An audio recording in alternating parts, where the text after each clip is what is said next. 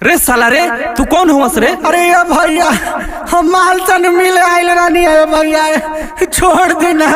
हाँ साले हाँ, तोरा के कोई दिन से देखत रहनी हो ना ये भैया छोड़ दी, अब से गलती ना हो ये भैया, छोड़ देना।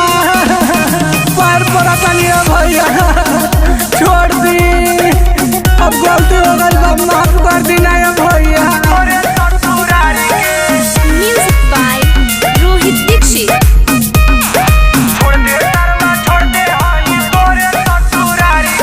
मिले खाती आइल रही मालावा के घर रे, काहे मारो तारे हमके कालर पकड़ रे।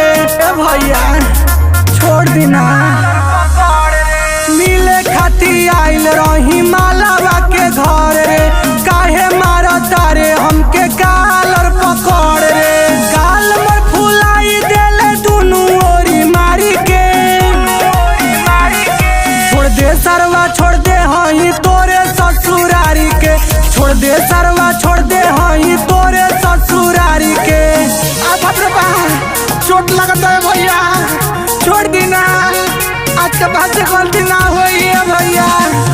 छोड़ दे सरवा छोड़ दे हई तोरे ससुरारी के, छोड़ दे सरवा छोड़ दे हई तोरे ससुरारी के। मलावत से मिले आइल रही ताता काल रे, लिहल पकड़ पूरा भइल बाटे हाल रे।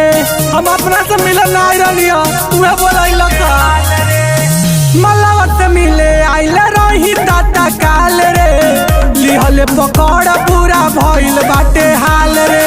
रख देले बड़े खाना दान हमर तारी के, छोड़ दे सरवा छोड़ दे हई तोरे ससुरारी के, छोड़ दे सरवा छोड़ दे हई तोरे ससुरारी के। अब छोड़ दा ना तो हम गाड़ी देब, अब भैया के बोलाम, अब गाँव वाला के बोलाम, छोड़ दो ना। ससुरारी के